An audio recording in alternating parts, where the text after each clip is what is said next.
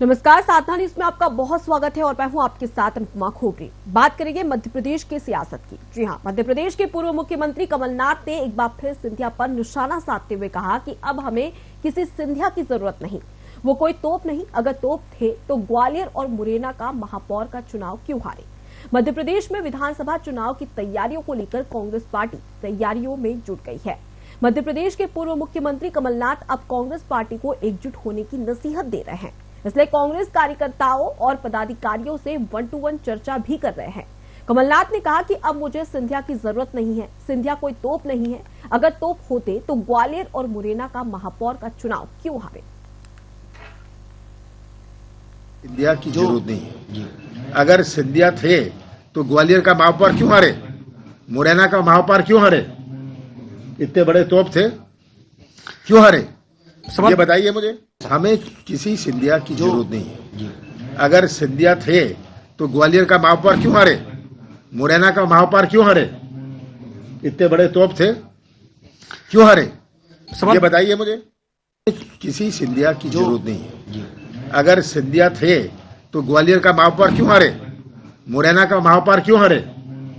इतने बड़े तोप थे, क्यों हारे, ये बताइए मुझे। हमें किसी सिंधिया की जरूरत नहीं है, अगर सिंधिया थे तो ग्वालियर का महापौर क्यों। तो टीकमगढ़ में एक सभा थी जिसमें पीसीसी अध्यक्ष कमलनाथ से जब पत्रकारों द्वारा सवाल पूछा गया तो उन्होंने सिंधिया पर तंज कसते हुए कहा कि अगर मुझे सिंधिया की जरूरत नहीं है, अगर सिंधिया कोई तोप होते तो ग्वालियर और मुरैना का जो महापौर का चुनाव है उसमें हारते नहीं। तो इस प्रकार का बयान भी दिया जा रहा है और इसको लेकर लगातार अब सियासत भी देखने को मिल रही है, जहां कमलनाथ का ये बयान कहीं ना कहीं 2023 के चुनाव के मद्देनजर काफी अहम होता है, क्योंकि देखा जाए तो 2018 में जब कमलनाथ की सरकार बनी थी तो कहा जाता है कि ज्योतिरादित्य सिंधिया की उसमें विशेष भूमिका थी और इसी के चलते उसी की वजह से सिंधिया का साथ नहीं मिला, इसी के चलते सरकार भी गिर गई थी कमलनाथ की। अब उसके बावजूद भी कमलनाथ का इस प्रकार का बयान कहीं ना कहीं सवाल भी खड़ा कर रहा है। अब देखने वाली बात होगी कि इस पर बीजेपी क्या कुछ प्रतिक्रिया देती है। बहरहाल 16 नगर निगमों में चुनाव हुए थे 2022 में। अब उसको लेकर अगर देखा जाए तो नगर निगमों की बात की जाए तो 9 नगर निगमों में बीजेपी ने जीत हासिल की थी, तो वहीं 5 नगर निगमों में कांग्रेस ने जीत हासिल की थी। अब इसी को लेकर अब पीसीसी अध्यक्ष कमलनाथ का कहना है कि ग्वालियर और मुरैना में अगर महापौर की बात करी जाए तो वो कांग्रेस के महापौर है। ऐसे में ग्वालियर गढ़ कहा जाता है ज्योतिरादित्य सिंधिया का, और ज्योतिरादित्य सिंधिया बीजेपी में चले गया। बीजेपी में वहां से नगर निगम का चुनाव भी करवाया गया, लेकिन वहां पर बीजेपी को जीत नहीं मिली है। अब इसी के चलते कमलनाथ ने अब तंज कसते हुए कहा कि मुझे किसी ज्योतिरादित्य सिंधिया की जरूरत नहीं है, अगर ज्योतिरादित्य सिंधिया तोप होते तो ग्वालियर और मुरैना का महापौर का चुनाव क्यों हारे हैं। तो ऐसे में देखने वाली बात होगी कि इस तंज पर ज्योतिरादित्य सिंधिया क्या प्रतिक्रिया देते हैं और साथ ही साथ बीजेपी के तमाम दिग्गज नेता इस पर क्या प्रतिक्रिया देते हैं, क्योंकि सवाल भी खड़े हो रहे हैं। 16 नगर निगमों की बात करी जाए तो 16 नगर निगमों में 2018 में बीजेपी ने जीत हासिल की थी, लेकिन वही 2022 के चुनाव में कई सारे नगर निगम थे जो कि बीजेपी हार चुकी है। तो ज्यादा जानकारी के लिए सीधे रुक कर लेते हैं, हमारे साथ में संवाददाता सुधीर पटेरिया जुड़ गए हैं। सुधीर, अब सियासत मध्य प्रदेश में देखने को मिल रही है, चुनाव करीब है, अब इसी के चलते कमलनाथ का बयान सामने आया ज्योतिरादित्य सिंधिया को लेकर।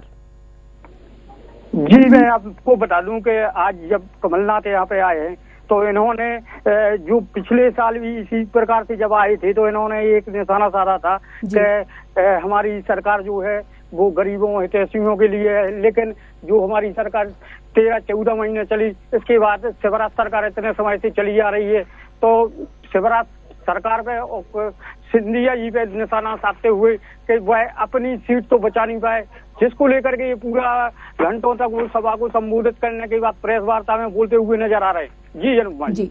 सुधीर, अगर देखा जाए तो कमलनाथ के इस बयान को लेकर बीजेपी की कोई प्रतिक्रिया आई है अब तक?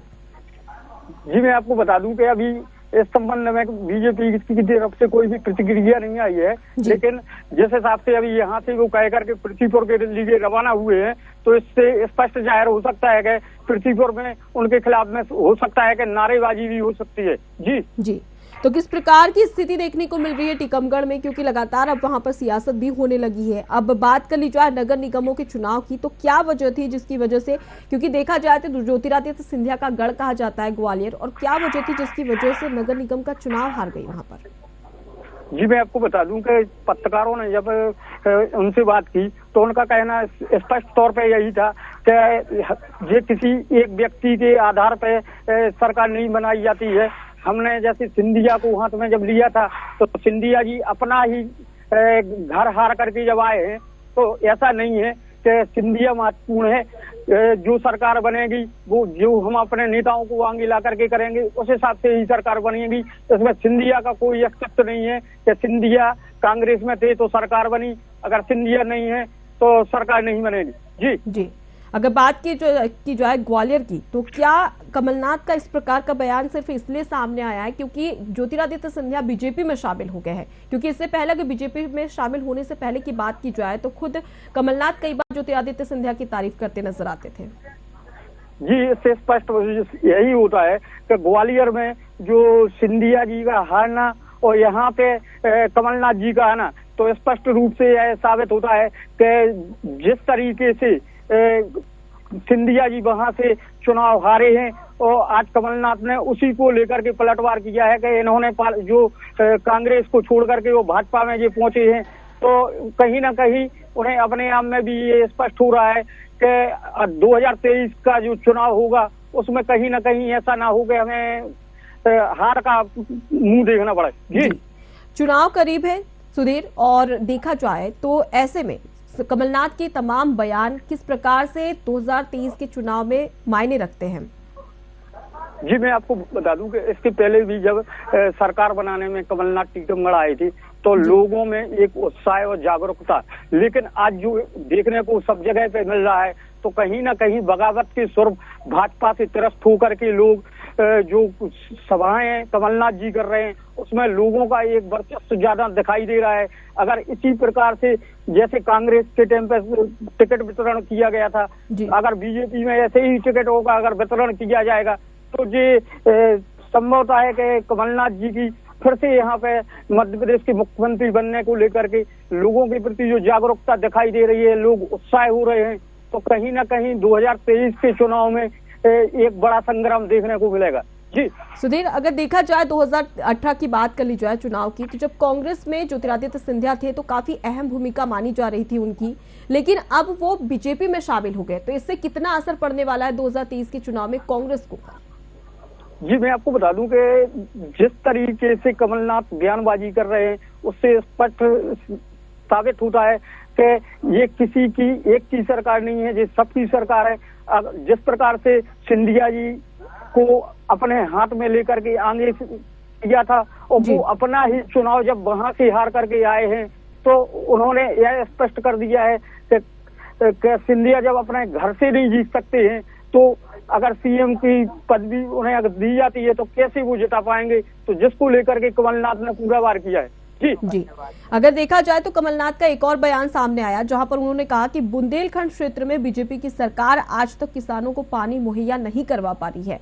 तो 1.5 साल का समय तो कमलनाथ को भी मिला था, और उससे पहले की बीजेपी की सरकार से पहले अगर बात कर ली जाए तो कांग्रेस की सरकार थी, तब क्या किया था कांग्रेस के द्वारा? जी मैं आपको बता दूं कि जिस प्रकार से कमलनाथ ने बयानबाजी की है कि मैंने 18 महीने में जितना किया है लोगों के कर्ज माफी को लेकर के, पलायन को लेकर के, लोगों तक पानी पहुंचाने को, लेकिन इनकी 15 साल से जो सरकार चल रही है बीजेपी की, इन्होंने क्या किया है? जो लोगों को भर्तियां होनी थी, जहां पे शिक्षाकर्मी ले लो या नई नियुक्तियां ले लो, तो इनको लेकर के केवल ये बातों के वो कर रहे हैं, केवल आश्वासन देते हैं। चुनाव की घड़ी आती है तो केवल आश्वासन ही देते हैं, इसके अलावा केवल कहने को रह गए हैं शिवराज सिंह।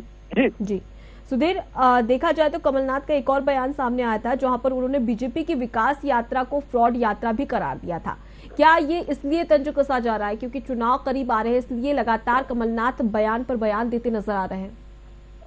जी, स्पष्ट से यही साबित होता है कि कोई भी सरकार हो, जब उसकी सभा होती है तो एक दूसरे पे व्यंग कसते हुए नजर आते हैं। जैसा कि कमलनाथ जब यहाँ आए हैं तो शिवराज सरकार के ऊपर गंभीर निशाने साधते हुए नजर आ रहे हैं। जी, तो कुल मिलाकर देखा जाए सुधीर, तो लगातार अब देखने वाली बात होगी बयानबाजी को लेकर कि बीजेपी इस पर क्या प्रतिक्रिया देती है। और काफी अहम हो जाता है क्योंकि चुनाव करीब है और चुनाव से पहले लगातार ऐसी बयानबाजी कहीं ना कहीं सवाल भी खड़े करती है। अगर हम बीजेपी की बात कर ली जाए तो 2023 का चुनाव काफी अलग होने वाला है बीजेपी के लिए, क्योंकि अब एक और बड़े दिग्गज नेता का साथ बीजेपी के साथ में है। कितना अहम रोल निभा सकता है ज्योतिरादित्य सिंधिया का साथ बीजेपी के लिए? जी, मैं आपको बता दूं कि जिस तरीके से सिंधिया और कमलनाथ की टकरार चल रही है, तो पहले जो सिंधिया गुट के थे और जो कमलनाथ गुट के हैं, तो उन दोनों में लेकर के अब फूटन की स्थिति और भी बनती जा रही है। लेकिन जो कमलनाथ जी अपनी बात कर रहे हैं कि नहीं, यहाँ पर सिंधिया का अस्तित्व तो कुछ नहीं है, क्योंकि वो अपने ही घर से हार करके आए हैं। तो ये केवल बातों का वो है। अब देखना यह होगा कि नया चेहरा सीएम के लिए कौन सा निकल के आता है, जो कांटे की टक्कर में होगा। जी, तो कुल मिलाकर देखा जाए तो बीजेपी और कांग्रेस में गहमा गहमी की स्थिति भी है, क्योंकि हाल ही में अगर बात कर ली जाए तो सीएम पद को लेकर भी लगातार बीजेपी निशाना साधते आ रही थी कांग्रेस पर कि कांग्रेस को खुद ही नहीं पता है कि सीएम कौन होगा, क्या कमलनाथ होंगे या दिग्विजय सिंह होंगे। तो इस प्रकार के बयान भी दिए जा रहे हैं बीजेपी की ओर से। बिल्कुल सही है। अभी सीएम की घोषणा हुई नहीं है कि कौन दावेदारी में आकर के और सीएम का पदभार संभालेगा। लेकिन देखना यह होगा कि जब कौन कौन से नेता आमने सामने आते हैं, क्योंकि यहाँ पे इस बार जो चेहरा नया होगा या कार्य करने योग्य होगा, उसको सीएम पद के लिए चुना जाएगा और उसी को यहाँ की जनता सीएम के पद में बैठा रही। जी सुधीर, अगर बात कर ली जाए नगर निगमों की, कहा जाता है कि बड़ी सरकार बनाने से पहले छोटी सरकार पर काफी फोकस करना पड़ता है। 16 नगर निगमों की बात कर ली जाए तो 2022 में नगर निगमों का चुनाव हुआ। ऐसे में बीजेपी की कई सारी सीट थी जो कि उसे हारनी पड़ी थी। नगर निगम का चुनाव जैसे कि छिंदवाड़ा, जबलपुर, ग्वालियर, मुरैना और रीवा की बात कर ली जाए और सिंगरौली की बात कर ली जाए तो वहां से बीजेपी को हार का सामना करना पड़ा। क्या बड़ी वजह मानी जा सकती है और इसका कितना असर 2023 के चुनाव में पड़ने वाला है? जी, मैं आपको बता दूं कि जिस प्रकार से आप बता रही हैं कि यहाँ से बीजेपी को नगर निगम में हार का मुंह देखना पड़ा, तो यह स्पष्ट लोग इस चीज को समझ रहे हैं कि जब चुनाव आता है तो किसी की भी सरकार हो, केवल बड़े बड़े दावे करती है। उन दावों को लेकर के अगर कोई नेता भी बन जाता है तो वो केवल उतने समय तक उन्हें सामान मुहैया कराता है, उनकी सुनता है, और जैसे ही पद पे बैठ जाता है तो लोगों को वह भूल जाता है।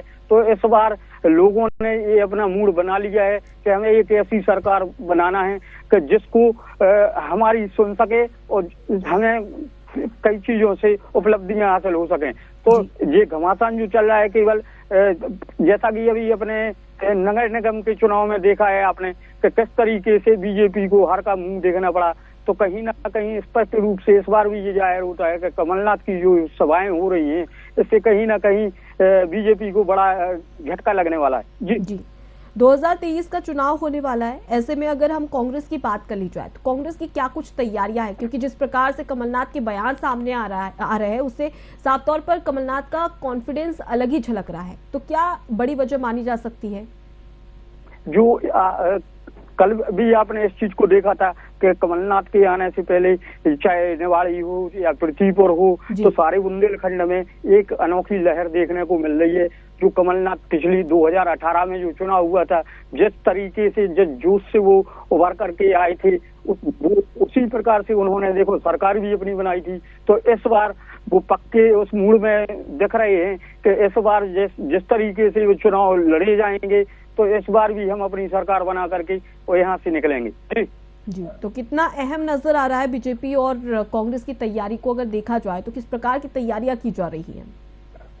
कांग्रेस के जितने भी दिग्गज नेता हैं यहाँ पे बाकायदा अभी से संपर्क साधने में लगे हुए हैं और एकजुटता दिखा करके आगे बढ़ने का काम कर रहे हैं। और अगर बीजेपी की बात कर ली जाए तो बीजेपी के नेता भी जगह जगह पर जाकर के अभी से जनसंपर्क करने लगे हैं अभी। लेकिन यह स्पष्ट नहीं कहा जा सकता है कि विधायक कौन होगा, क्या होगा, लेकिन पार्टी में एकजुटता का काम जो दिख रहा है उससे स्पष्ट साबित होता है कि दोनों ही पार्टियां कांटे की कगार पे है और दोनों ही संघर्ष करने में लगी हुई। जी, ज्योतिरादित्य सिंधिया की बात करें सुधीर, तो कांग्रेस का हाथ छूट गया और बीजेपी का साथ मिला है।